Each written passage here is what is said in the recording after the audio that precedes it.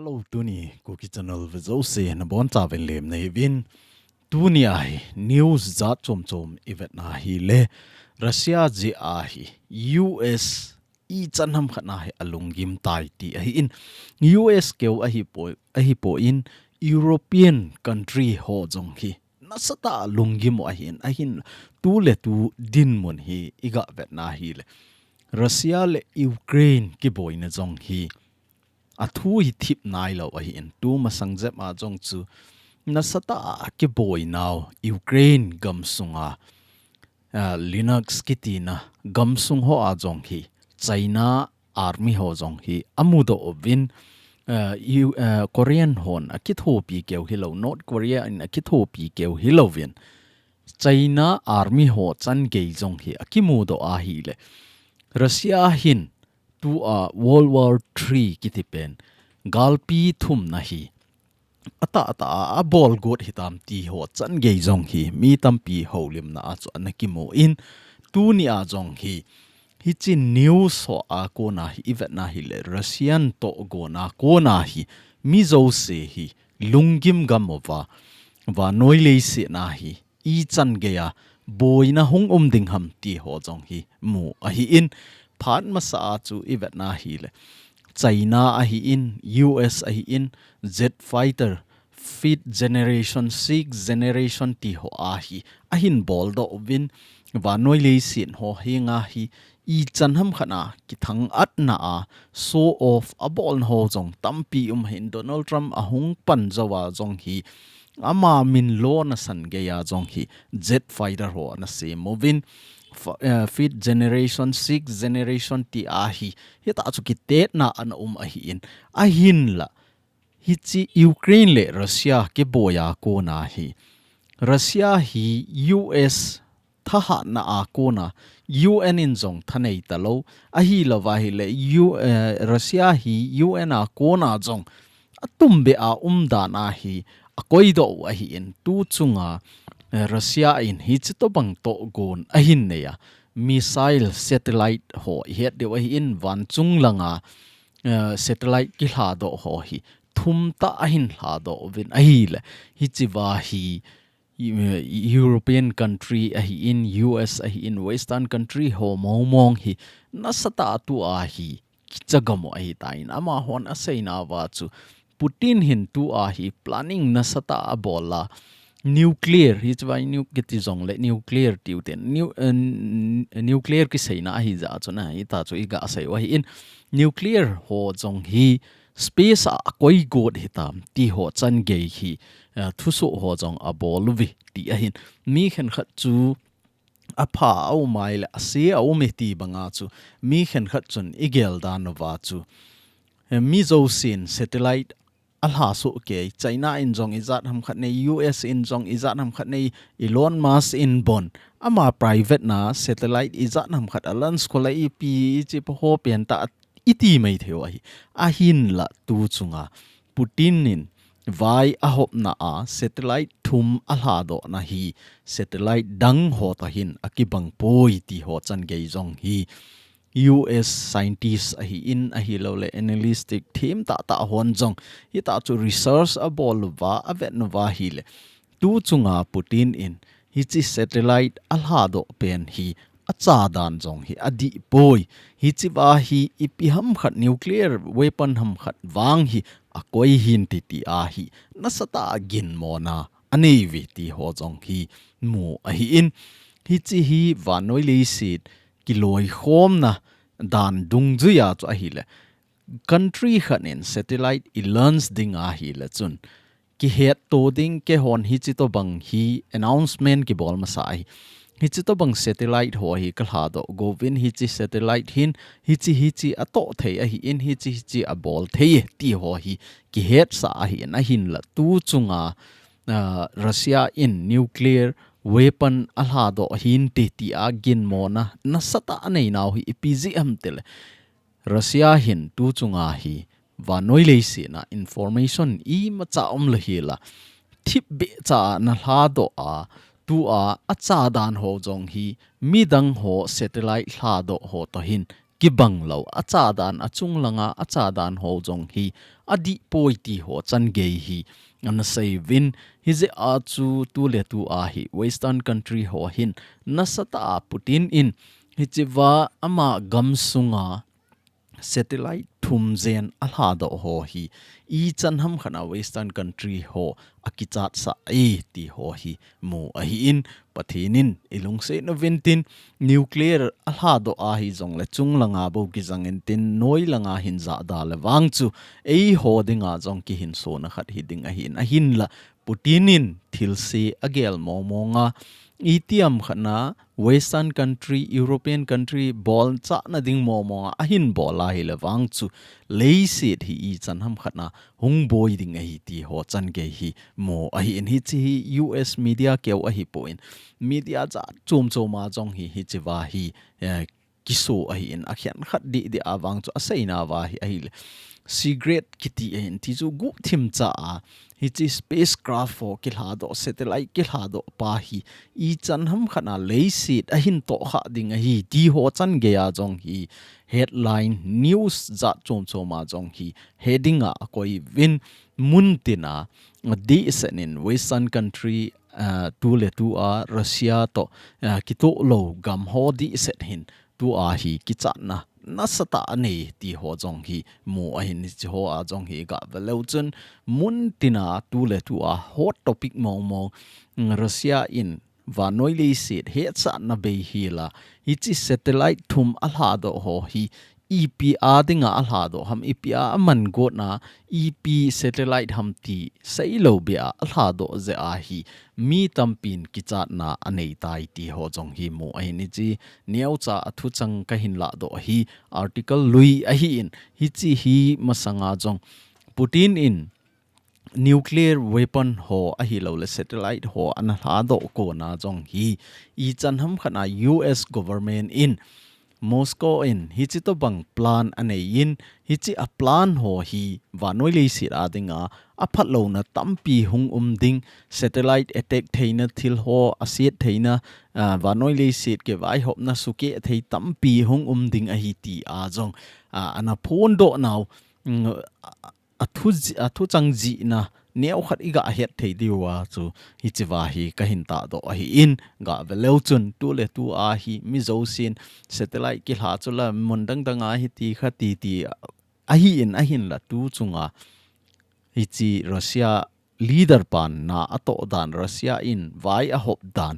nuclear weapon chung langa ahung ki hla do a hi chi to banga space a hung ki koita a hi le chun abana hi US hintin China hintin India hintin abana hung ke bol hen lang hi le wa noi li si na hi hin dan hung ha sading dan din mona jong hi mo a hi tai ti chu ngeu khat iga het thei di wa in seu a hi in tu chunga Putin in koima information bolova information pelo hi la hi chito bang satellite ho alha do a wa noile sit suke a ahung pan kha la wang chu wang sit ta hung he ding a hi in a hin la pathinin in veng vintin tu chunga Russia in hi chito bang to gon a to ho hi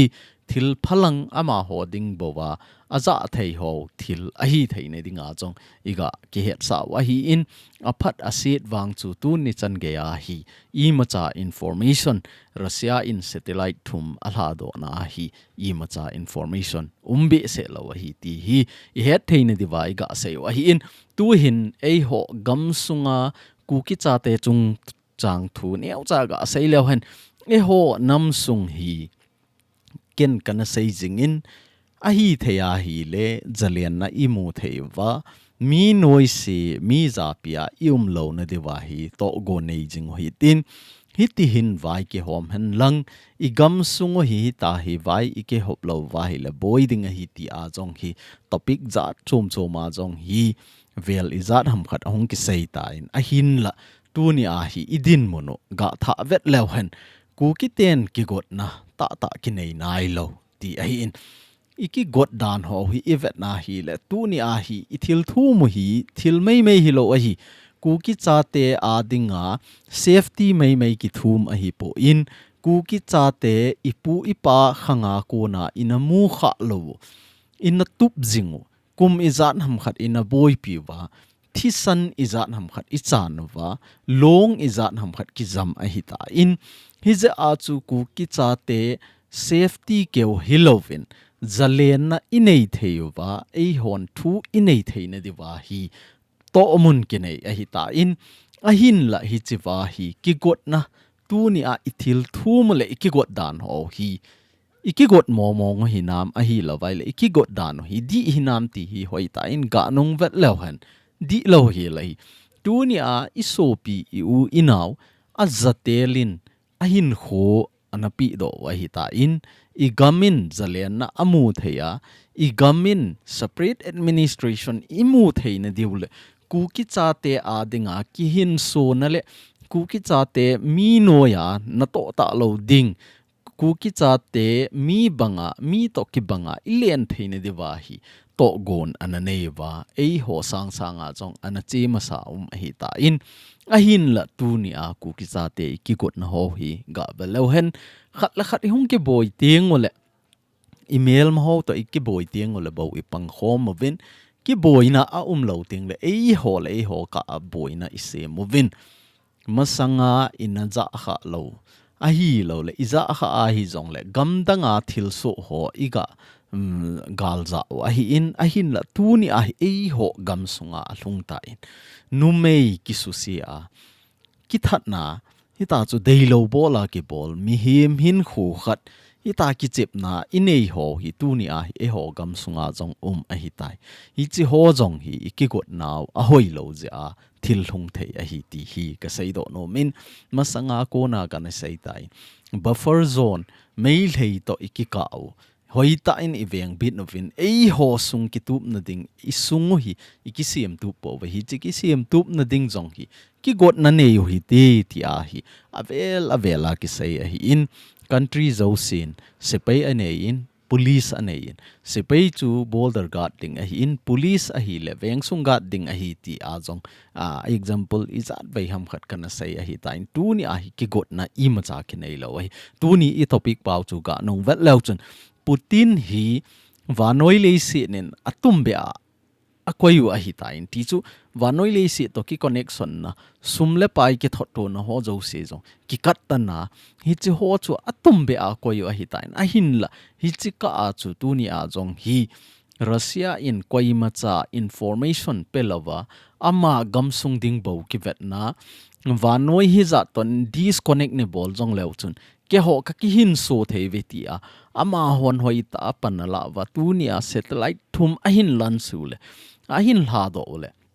vanoi le sit boi za jing hi ze a hi e hon iki got na ho jong hi kap do da hi ti ilim email ho jong so bol po ti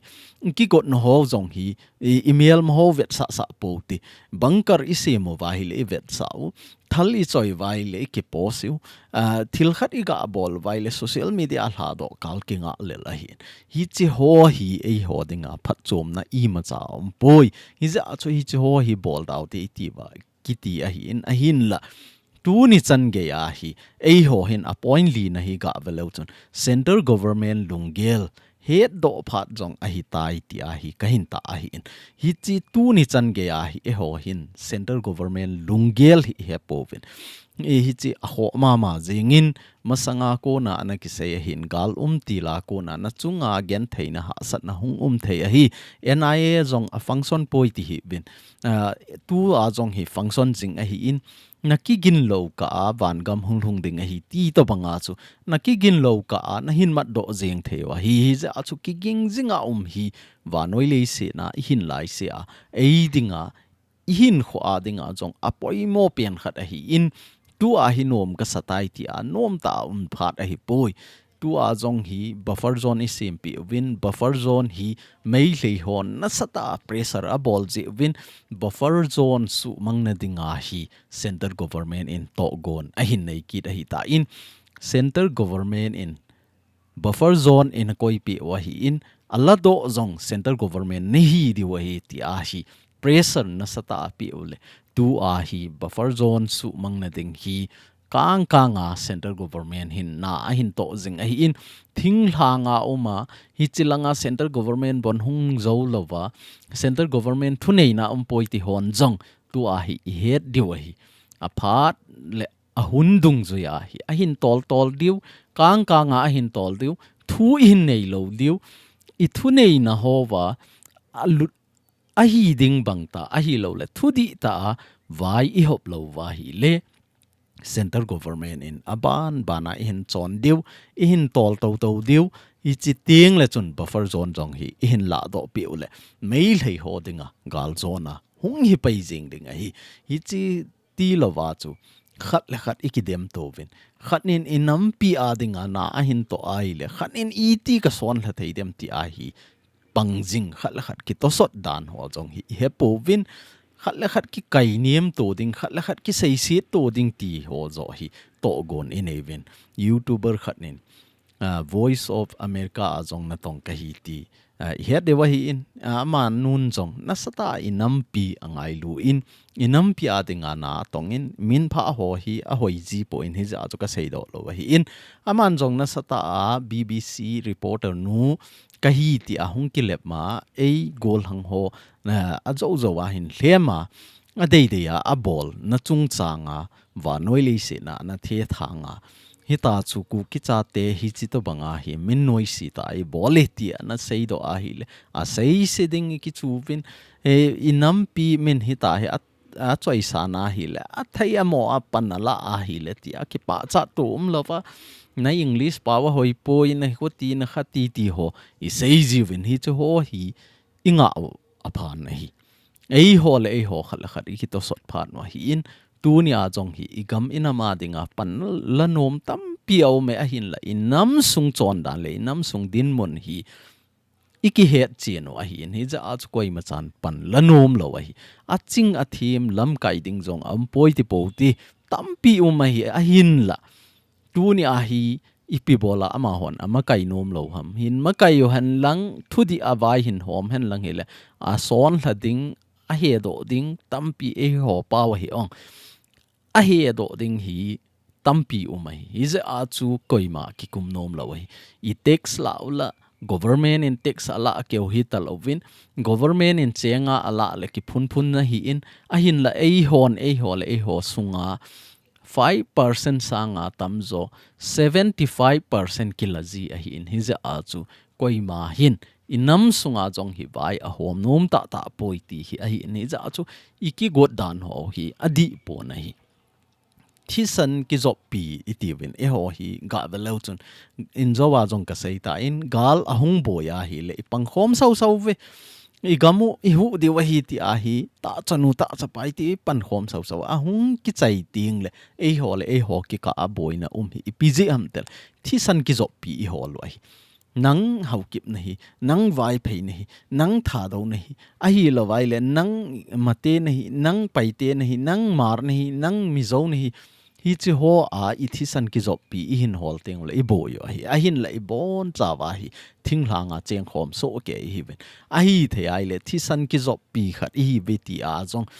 I pan khom thei ta lo wa hi a cheng khom ka hi ve ke ho thing hlang mi ka hi ve ti be a hi driver ingai lut bang wa hi hi chi hin ki ngai lu hi tin tu ni a hi valley base on ei bol na ho hi a phula pha the talo hom ki got na phata nei pha the talo hom ipi bola hi ti mai mai a hi ki got nova separate administration lin ta I thu mu wa ei hon ki got na I ma cha ki nei lo acting government ki sim do hi ti a hi lo le se do government ki sim ho hi tin inam sunga hi vai hom ding khat tu le tu a cm ki ti jeng thei lo hi in hi chi dinga chu unified command khat ki sim ho hitin hi chi dung ju ya chu vai hom ho hitin hi chi wa vai hom pai hoi ta aga no hitin ki thu to ho ti ti hi to gon an ki nei jing a hin la hi chi ahung ki bol go chengle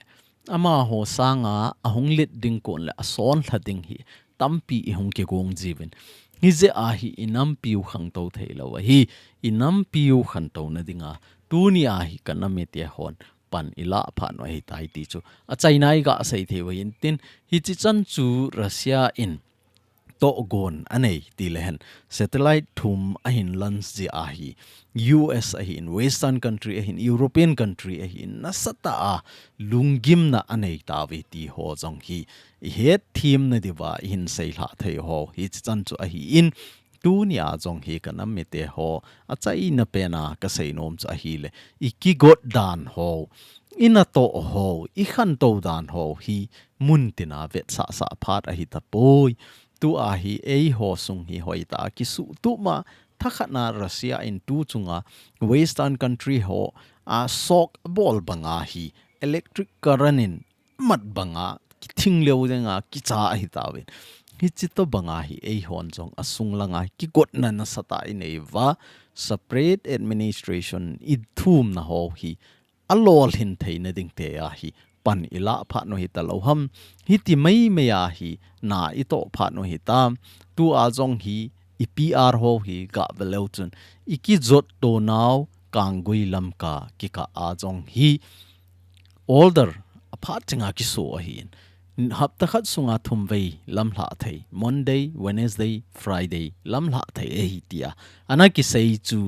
e hung khan to dung zui wa hapta khat sunga ni hlung ni chenga chi thei ding e hi tai Saturday chan chi ding Sunday bo ki kha ding tia to gon anaki nei pa jong chu tu a hi masanga banga kinung kim ki na hi tai hi chi ho jong hi I khan to lo wa ko na het the a hi in hi za chu a hi the a hi le hi chi ho jong hi ilam kai ho vin